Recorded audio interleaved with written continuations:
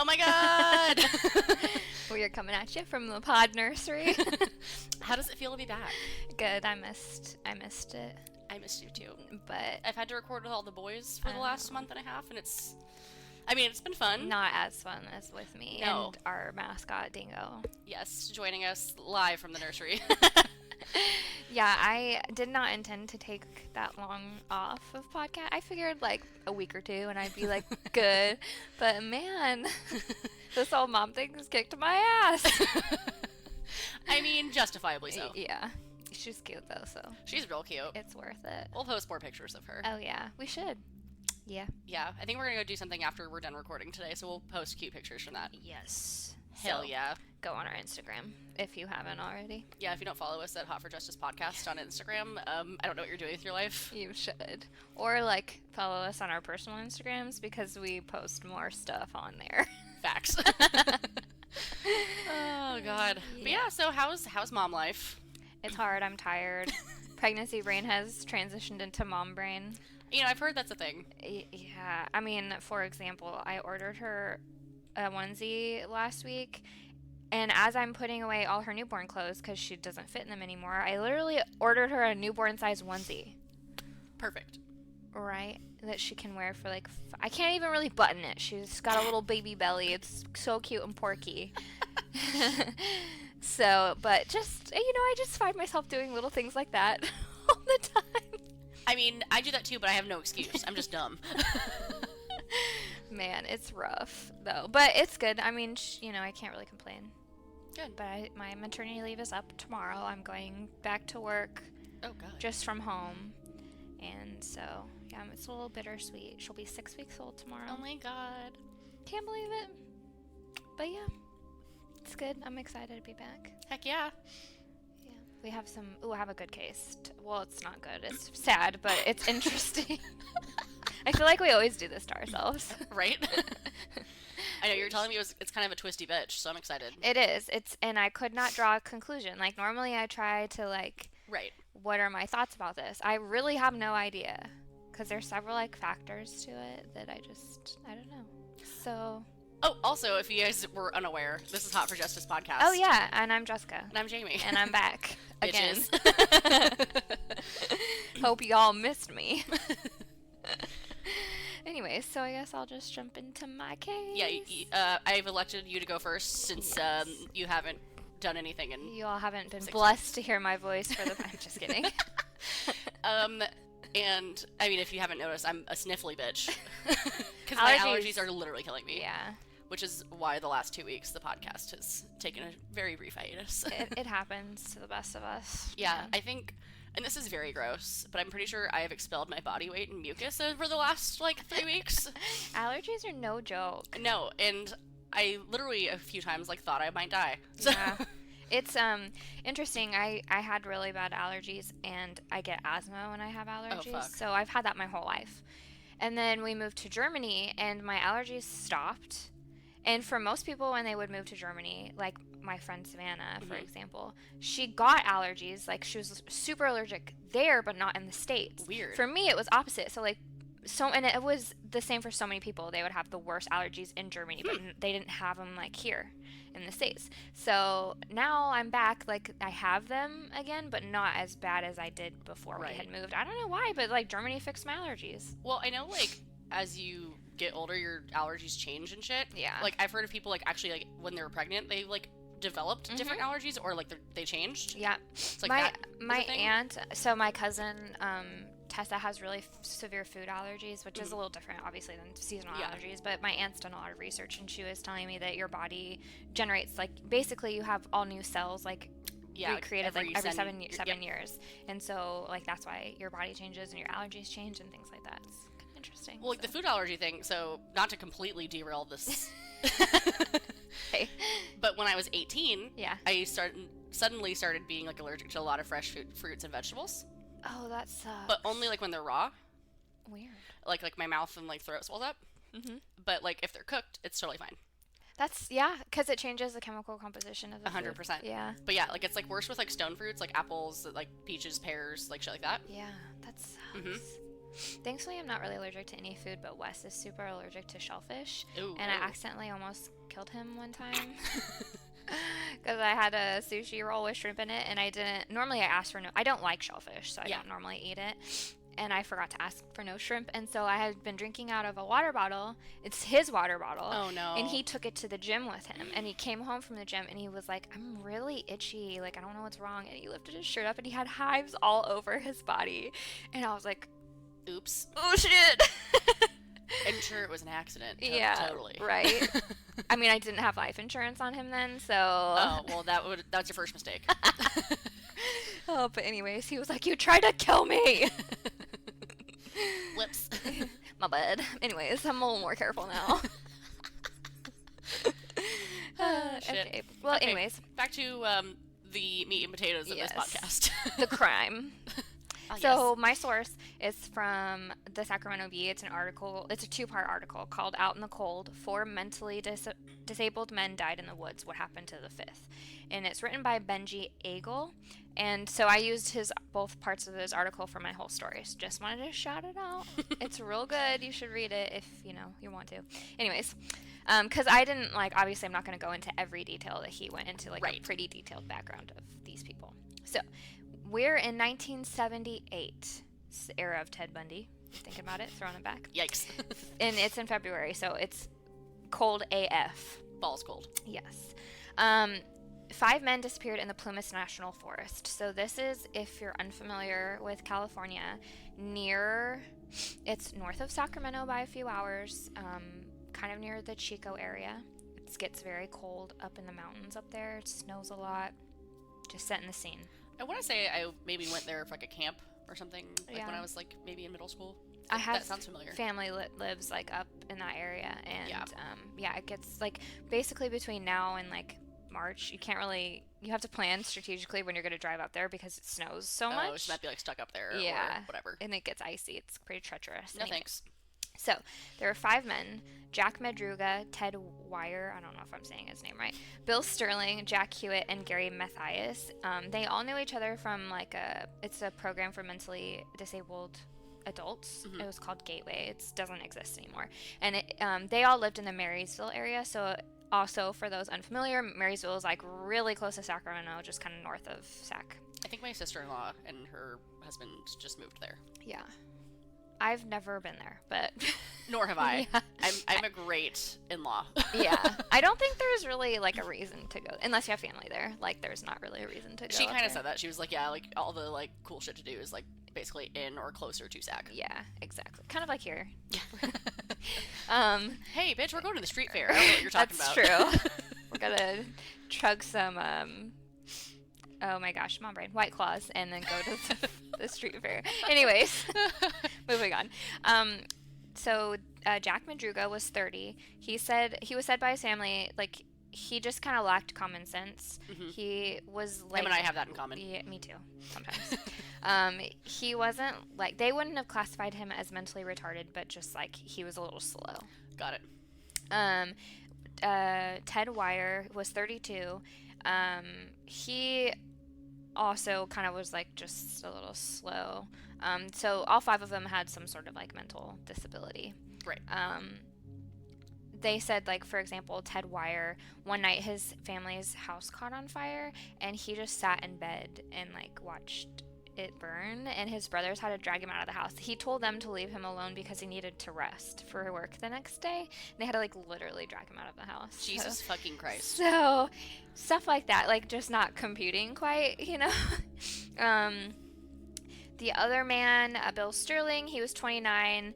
I guess they're all pretty sufficient. They had jobs. Yeah. They weren't it wasn't anything too severe. He had worked at Beale Air Force Base, but his mom made him quit because I guess the airmen would go get him really drunk and then steal his money from him. Oh, that's It's so really sad. messed up of them. Jack Hewitt was 24, so he was the youngest of the group. He was said to have been the most severely disabled of the 5. He couldn't read, write, or dial a phone. He was really dependent on his mom. Oh, wow. Yeah. And then lastly, Gary Mathias was 25, and he was said to be like the odd sheep of the group. Well, I'll get into that later. Anyways, so February 24th, all of them had gone up to Chico. So from Marysville, I'd say maybe like an hour and a half to Yeah, Chico. that sounds right. To watch their favorite basketball team, UC Davis, play Chico State. So Davis won. They were super stoked. They were getting ready to leave. They went to a convenience store in Chico just before 10 p.m. to buy snacks before they drove back to Marysville. Gotta get those road trip snacks, you know? Yeah, exactly. But they never made it home, and that was the last time they were seen. Oh shit. Alive. So 4 days later, they spotted the U.S. Forest Service spotted Madruga's 1967 Mercury Montego at the Plumas National Forest snow line. So I'm not quite sure what that is, but I'm assuming that's probably as far as you can drive into the forest without, They said that nearly all the snacks had been eaten. They hotwired the car. It like worked because they were trying to see, obviously, they didn't have keys. They wanted to make sure the car, was operable. It had enough gas, so they obviously didn't break down. No, they got out. Yeah. Either willingly or not. And it was weird because it's not like it's on their way home. Marysville to Chico, you just take 99, Highway 99, and it's pretty much like a straight shot. Yeah, and there's no forest. It's pretty developed. Yikes. I don't know about then, but it is now. Anyways, investigators noted that all the roads that go into the forest were rough and really bumpy. So when they were searching for these men, all of the rescue vehicles that were used had faced some moderate damage to them, and they were noting that this car was a really heavy car. Add 5 men in the car, it's heavier, weighing it down. Right. There was barely any scratches on it, which under the undercarriage. So they were saying that whoever drove them out there likely knew the road well enough to navigate it well in the dark and the snow. Yeah. So it's weird. Madruga, that's whose car it was, he hated the cold, hated camping. So it's not like he would be like, let's go camping. Yeah. Right? He was not familiar with the area, and he was said to have he would rarely let other people drive his car. So it's weird. just sus that it was out there, obviously. In the first place. Yeah. So they looked for 3 months for them. Holy shit. Once the roads became more accessible when the snow melted in the spring, they still were looking and they couldn't find them. The beginning of June, a group of motorcyclists came upon a bad-smelling work site near a campground, but it was 19 miles away from where the car was left. 19 miles. That's hella far. Yeah. It's weird. First of all, I'm not walking 19 miles anywhere. In the snow, too. If you're not prepared for the snow, too. Yeah, no. Hell no. So there was a trailer, it was like a work site, so they had a trailer for the workers. It looked like someone had broken a window to gain access, and then they found Ted Weir's body in the trailer. He was found under 8 layers of sheets with his hands on his chest. Both pant legs had been rolled up to his knees. It showed that he had blood poisoning, gangrene, and he'd lost 5 toes to frostbite. Oh my god. So he died of exposure, basically. They estimated that he survived 4 to 6 weeks after going missing. He had lost 80 to 100 pounds during that time. They found cans of food in an outside storage locker that had been eaten. There was 31 cans of food that had been eaten. Wow. But there was another unopened locker of food that had enough in it for all 5 men to have survived for a year. But it was unopened. Huh. So they also found Matthias's sneakers in there, and the boots that Ted had left wearing.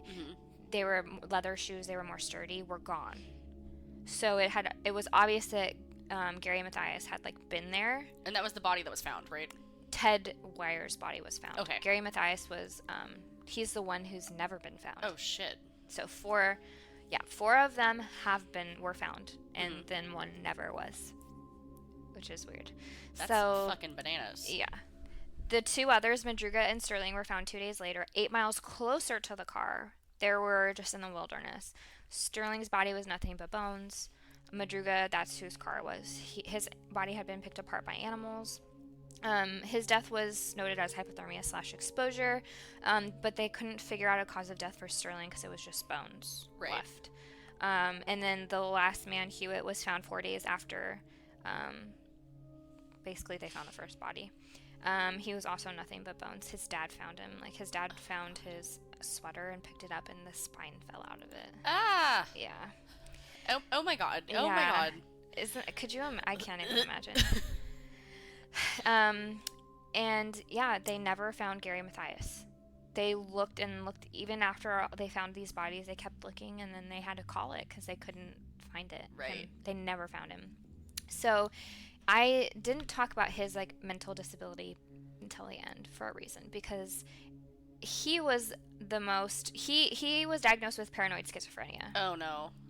Oh no. He had several run-ins with law enforcement and had some serious charges against him, like assault with intent to rape. He had been discharged from the army because of the schizophrenia thing. He had, a lot of run-ins with the law, but then he kind of got his shit together. He got on medication. He was stabilized, seemingly fine. Everybody kind of said he was like the personality of the group. He was the leader. He was the one who kind of would be like, let's go do this, or let's go. He was in charge, right? So he was never found. So is he alive? Did he do something to them? But that's kind of the weird thing, is because 2 of the bodies were just bones. You can't tell if they were murdered or not. Yeah. The other 2 that they could tell died of exposure. So it's not like they were murdered. But why were they out there? Right. Unless he thought it would be funny to leave them all out there. And that's kind of what I was thinking. He was fucking with them. Yeah. Or something. I mean, fuck, dude. Right? But why were they out there? If he wasn't, why would they be out there in the first place? Well, you said, so the guy that was found in the trailer, his shoes were missing. Mm-hmm. So yeah, maybe he stole his shit and was later days, and left him there. Yeah. But that doesn't explain the other 3. Right. Because they were found farther, closer to the car. But a distance away from the other body. Right. So maybe he got away. Right. Maybe from somebody else. Yeah. Who hurt them or something. But it's kind of weird. So 3 weeks after they all went missing, a Yuba City woman, which is close to Marysville, Yuba City, received several phone calls. The first said, "I know where the missing 5 men are." Hung up. And then the next day she got one and said, "I need help because I really hurt those guys bad." What? Hung up. The last one said, "Those 5 guys are all dead." 5. All 5. Not 4. All 5 of those guys are dead. What the fuck? So, yeah. And then, it's just kind of weird. Okay, so another thing was kind of weird.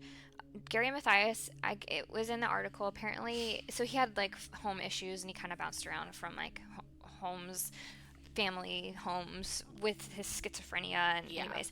They said that he had once walked from Portland, Oregon to Marysville. He walked that whole way. That's far. It's far as fuck. So I've driven to Portland from, Calaveras County. It took us 2 days. We had to stop. It's hella far. We went to Bend and Oregon and then stopped and then continued the next day. It's at least 16-hour drive. Yeah. He walked that whole thing. Yeah, because my family, we did a road trip to Oregon. We drove, I forget exactly where the first place that we stopped was, but it was 10 or 12 hours of driving. Yeah. From the East Bay. Yeah. And then, it was another few more hours to get where we were going. Yeah. It's a long haul. Jesus. So he walked that far and he survived. So it kind of makes you wonder, maybe he is just along for the walk, man. Right? But they never found him. So he's listed as a missing person. What? Yeah. Yeah, maybe he just noped out of there and said later days and then just took a hike. I don't know. It's just so weird. I mean, if it's a huge forest, so it's completely possible probably more likely that he died. Yeah, there he's too. Just got lost somewhere. Yeah.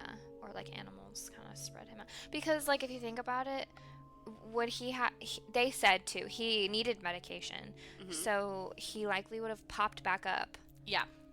If he didn't ever get medication, would he have, like, he probably wouldn't have the capacity. I don't know anyone with schizophrenia, so I'm just positive I do, here. so. But I'm wondering if he would have the capacity to, like, make a new identity, you know?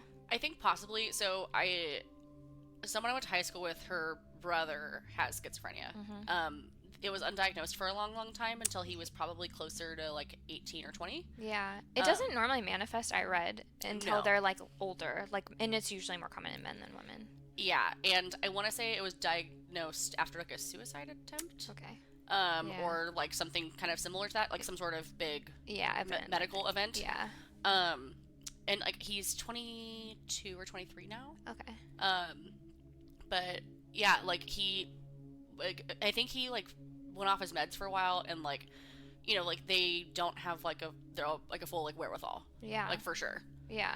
And it was saying too, like, maybe because they had all these men had a basketball game the next day through their gateway program that they were all in, and they were pretty stoked about it, right? They love basketball. So the author kind of was like, maybe he didn't take his medication because, you know, it has side effects. It makes him kind of like it kind of makes you drowsy, a little slower, like your reactions are like a little cloudy, I guess. Yeah, and so it does like produce mental fog because it's basically like literally drowning out your thoughts. Yeah.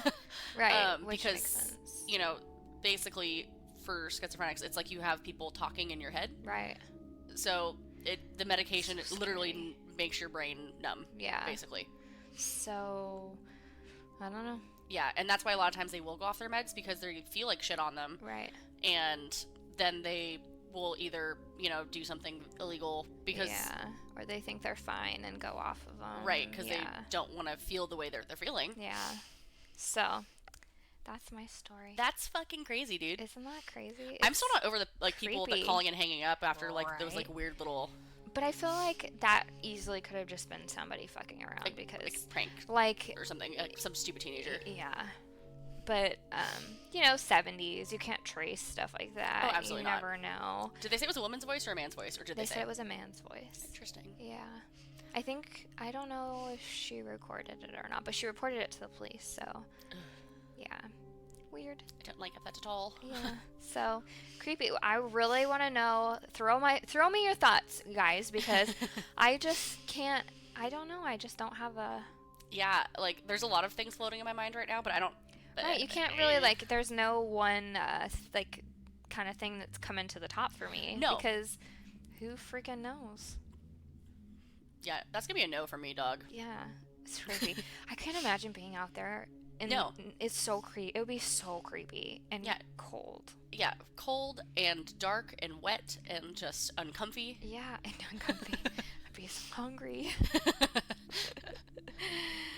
All right, hit me with your best shot. Oh, I will. So, this one's kind of a doozy. I was looking it up and I was like, this is kind of wild. And there's not a lot of information. Okay.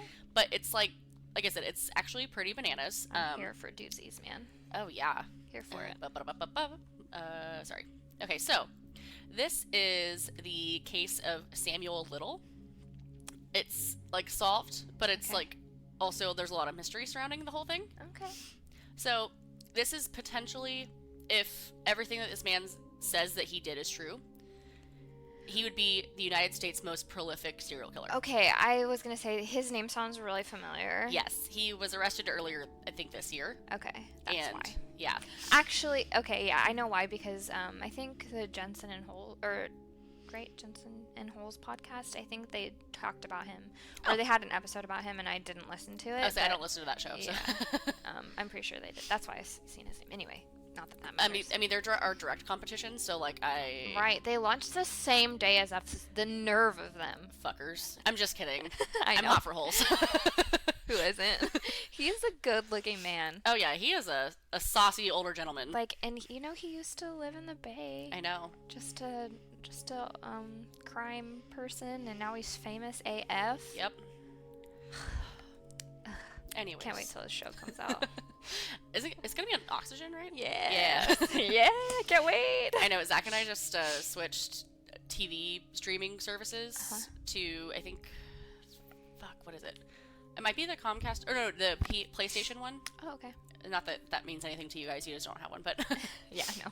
but it Also, like has you like set your favorite channels, and I was like thinking like oxygen, like ID, and Right. Zach's like, there's something fucking wrong with you. I know. I just stole my mom's Sue. I made her create an online account so that I could sign in online and watch. Thanks, Mom. Shout out to you. Oh, fuck. Okay. Okay. So Samuel Little, this is mostly from Wikipedia, per usual. I should really start donating to Wikipedia. Jamie's sources. Probably That Wikipedia. fucking sent me.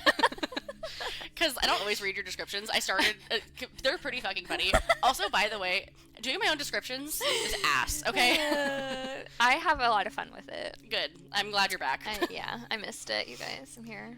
I'm back. Jeez. Yeah, I have to do them for the other show, and I'm just like... Mogul props. Oh yeah, it's shameless self-promo. Right? I have to just say, somebody gave us a onesie. It says "Snuggle this Muggle" for the baby. Shut your fucking mouth. And it's pretty cute. And it's Gryffindor colors. I'm so literally gonna die. Here for it. Send Yeah. you a picture when she's 9 months old and can wear it. I'll use it in promotional photos for Muggle Problems. Yes. Oh boy. Okay. I also took another bit, like at the very end, from another article, but I'll talk about that later. Okay. So Samuel Little, born June 7th of 1940. Also, that's Zach's birthday, minus the 1940 part. I can hear the baby crying. My boobs are gonna start leaking. That's Mom the episode life. title. Sorry if you're a dude. You don't want to hear I am 500% making that the episode title. My boobs are gonna leak. It's true. I didn't realize that happens until we were like out in public, and I was like, "Shit." Okay. Anyway, I can't say I've ever had that problem. wait till you have kids. It's super fun. I just got my birth control replaced the other day. I think I'm good. Right? I go in anyway. It doesn't matter. Anywho. I need to get back on that. Okay, so Samuel Little is an American serial killer who was convicted of the murders of 3 women in California between 1987 and 1989, and 1 in Texas in 1994. He claims to have killed as many as 93 people, and investigators have linked him to over 60 murders, which may make him the most prolific serial killer in U.S. history. Damn. He allegedly murdered women across 19 states over 50 years around 2000, ending around 2005. Ew. It was right. It gets grosser. Okay. Well, yeah. So, a bit about his early life. He was born in Reynolds, Georgia, to a mother he claimed was a, quote, lady of the night. Soon after his birth, his family moved to Lorain, Ohio, where he was brought up mainly by his grandmother. He attended Hawthorne Junior High School, where he had problems with discipline and achievements. In 1956, after being convicted for breaking and entering into property in Omaha, Nebraska, Little was held in an institution for juvenile offenders. Because that would have made him 16? Yeah. Okay. He moved to Florida to live with his mother in his late 20s, working at various times as a cemetery worker, an ambulance attendant, according to him, a day laborer, That one also, like, no, it's, like, not super confirmed. As noted by Tammy Abdallah in the Honolulu Star, based on a 75-minute interview with LA detectives, Little reported that then he began traveling more widely and had more run-ins with the law. She notes he arrests in 8 different states for crimes that included driving under the influence, fraud, shoplifting, solicitation, armed robbery, aggravated assault, and rape. By his description to the interviewers, he took up boxing during his stints in prison, referring to himself as a former prize fighter. In 1961, he was sentenced to 3 years in prison for breaking into a furniture store in Lorain, Ohio. He was released in 1964. By 1975, he had been arrested 26 times over 11 states for crimes including theft, assault, attempted rape, fraud, and attacks on government officials. Dang. Like, his rap sheet is honestly impressive. Yeah. Sounds like it. Jeez. In 1982, he was arrested in, oh, Jesus fuck, Pascagoula, Mississippi. We do our best here. It's not great, but actually, that reminds me of a tweet I saw earlier that I might have retweeted, but I'm not sure.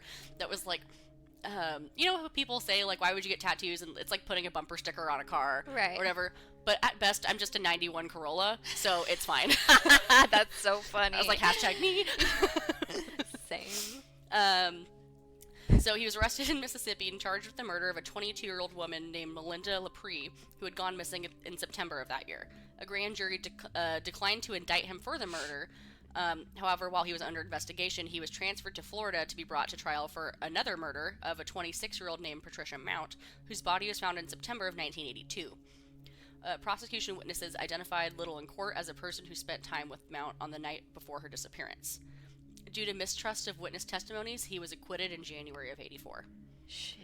So he had two murder trials that nothing happened, basically. It's kind of like Robert Durst. Yes. It's a lot like Robert Durst. Just kept getting out of it, man. Mm-hmm. Except he didn't kill that many people. Well, who knows, but... Facts. Creepy-ass dude. Little then moved to California, and he stayed near San Diego. In October of 1984, he was arrested for kidnapping, beating, and strangling of Lori Barros, a 22-year-old who survived. 1 month later, he was found by police in the backseat of his car with an unconscious woman, who has also been beaten and strangled in the same location as the attempted murder of Barros. Little served 2.5 years in prison for both crimes. Upon his release in February of 1987, he immediately moved to LA and committed more than 10 additional murders, Jeez. according to him. Right. He was arrested on September 5th of 2012 at a homeless shelter in Louisville, Kentucky, after authorities used DNA testing to establish he was involved in the murder of Carol Elford, who was killed on July 13th of 1987, as well as Guadalupe Apodaca, who was killed on September 3rd of 1987, and Audrey Nelson, who was killed on August 14th of 1989. Wow. All three women were killed and later found on the streets of LA. He was extradited to Los Angeles, where he was charged on January 7th of 2013.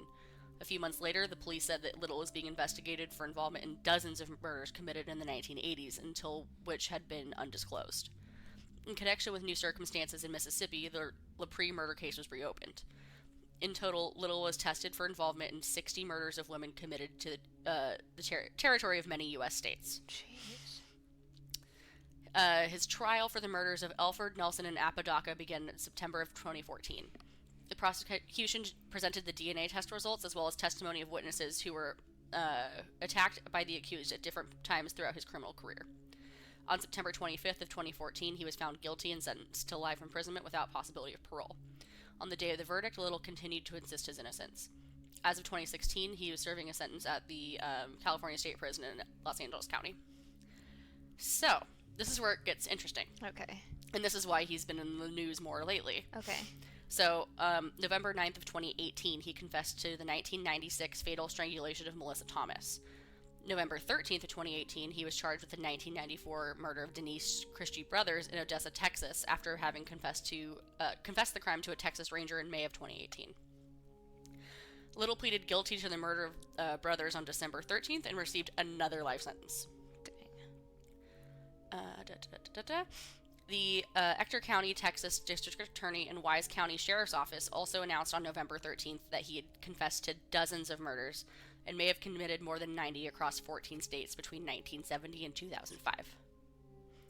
Why did he stop was he caught in 2005? Yes. Okay. I think he was arrested at some point in 2005. Okay.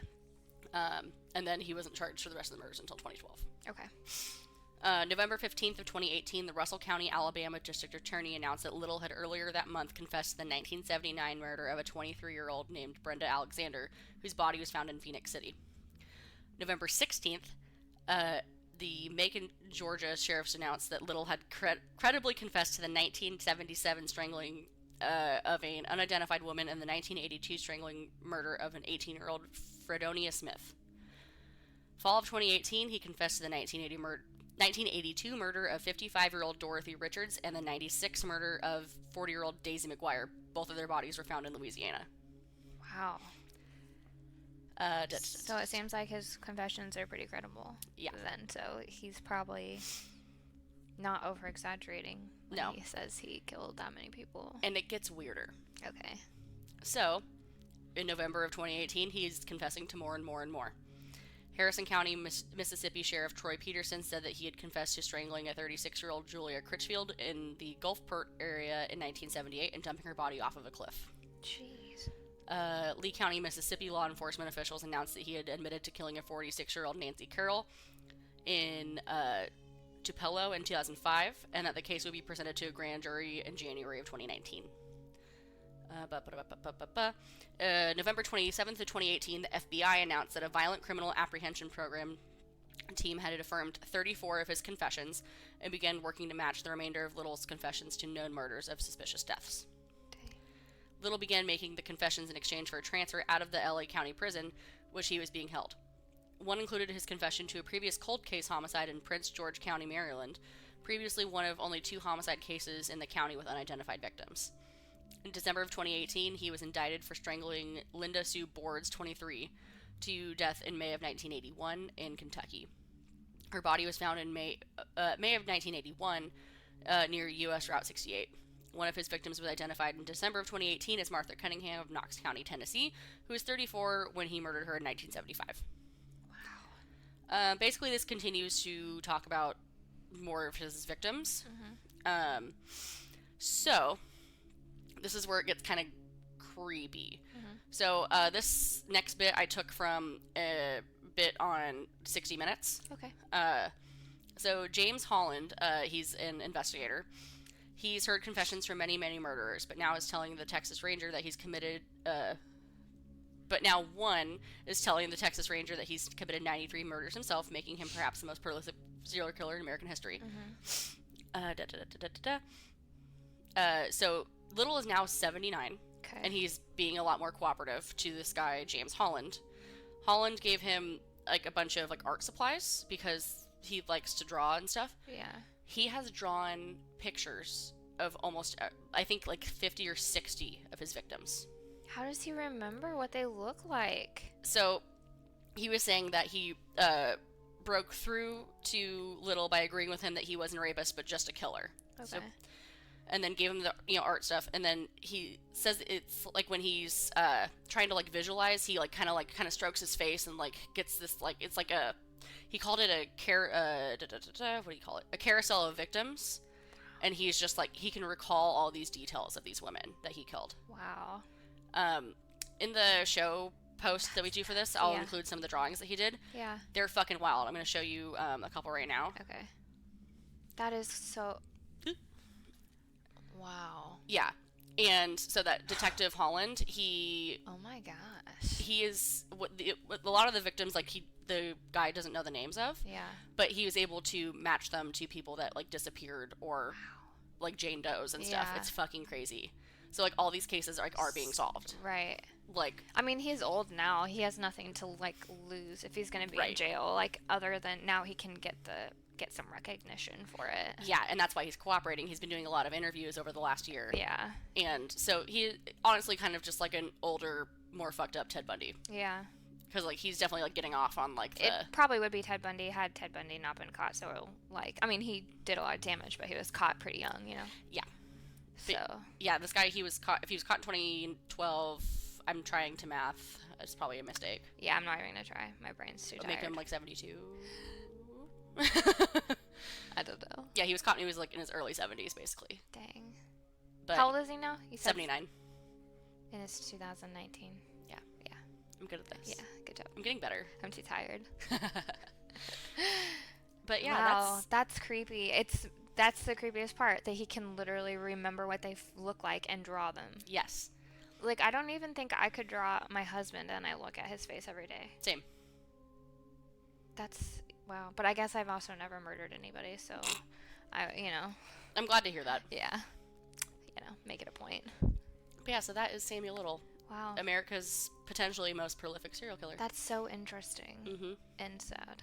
Is he African American? He is, and predominantly his victims were African American females as well. Yeah, that's what I was going to ask, because the drawings were African American. Yeah, this is what he looks like. This picture, this is mugshot, so wow. He just looks a little bit older now. Yeah. I feel like there's not as many African American serial killers as there are white serial killers. And when you showed me the victims who are obviously African American, that's why I asked. Because usually, according to Criminal Minds, serial killers don't usually cross racial lines. They don't. But yeah, basically, like, a lot of the people that he confessed to, like I said, he has confessed to, like, 93 people, right? Yeah. He has provided sketches. This, as of the time that this Wikipedia article was written, he's done sketches of 26 of them. But as of now, I think there's over 50 or 60 sketches. Oh my god. Yeah. I want to watch that 60 minutes. She'll just send it to me. Mm-hmm. Or I guess I could Google. Use the Google machine. That's the Google. But yeah, so that's it. Do you have anything fun and fresh to share with the class? Other than momming? I literally just, stay at home most all of the time. Have you been watching anything fun or reading or listening to anything fun? Actually, yes. So Netflix has a new show called Unbelievable. Oh yeah, you told me to watch it. I haven't seen it yet. So good. I started it. I was like, the first episode, I was like, because it's pretty graphic. Yeah. Like, it's definitely like would be a trigger for some people. So just FYI, What's be it aware loosely of about? that. A young woman was raped, and she reports it, but the police officers don't. They basically start to not believe her, and they like make her doubt herself, so she recants her statement, and then they charge her with filing a false report. What? But the rapist, meanwhile, is going around raping other women, and like another state, and these two detectives are like trying to solve it, and anyway, it's really good. Definitely would recommend it. I'll have to give that a go. Yeah. Zach and I just finished watching Euphoria on HBO. Yeah. That show's really fucking good. I still have to watch it. Yeah, that one, it's heavy. Yeah. It's like, I feel like it's like a more grown-up version of like Secret Life of American Teenager. Okay. If you remember that show. I do, but I don't think, I remember seeing commercials, but I never watched it. Right. It's like one of those, it's like set in high school, and like it covers like every sort of issue that like a high schooler could possibly have. Like, like the main character like struggles with like a drug addiction, like someone gets pregnant, like there's a trans girl, like there's a lot of different like relevant. Yeah, so it's like very interesting, but it's very fucking heavy. Yeah. So it's Unbelievable. It's sad, but it's really good. Yeah, it's an important thing to watch, I think. And it's based off a true story. Yes. Yeah, it is. And I also watched that new movie I tagged you in with Michael C. Hall in it. I haven't seen it on yet. Netflix. Not that good. Okay, then maybe I won't. Like, it's got a very supernatural aspect to it, and we and Wes watched it last night, and we were both like, yikes. It could have been good, but they took it to this. It was just, then it just went downhill real fast. And Michael C. Hall's not even the main person in it. Oh, that's dumb. I don't know. He's my favorite. Where is he when you need him? I love him.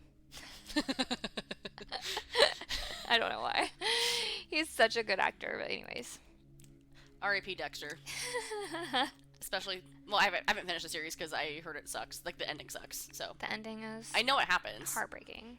But that's why I think I haven't pulled the trigger on the last season, because I'm already, like, I'm already disappointed. I've rewatched, I think I've said this a lot, I've rewatched Dexter so many times. Like, when I just need something on, I just put Dexter on.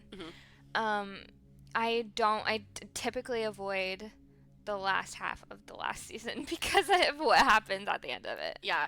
Well, I mean, like, I feel like the first, like, 3.5 seasons are, like, real fucking good. Yeah. And then it just... See, I really liked up until I thought season 6 was super good. Season 7 was okay. And then season 8 was, like, how they ended it. I'm on season 6 right now. Shit. Yeah. Yeah, I was disappointed. But it's probably my all-time favorite show. Oh, it's, like I said, like, the beginning is really fucking good, and then just kind of, it's been petering out for me. That's why and that's why I think I'm also, like, struggling to finish it. Yeah. Anyways. Neither here nor there. Yes, time to go, shock on a White Claw. Yes. Yeah, bitches. Anyways, happy to be back. Yeah, we'll catch you next week for something else. Yeah. And goodbye. Bye.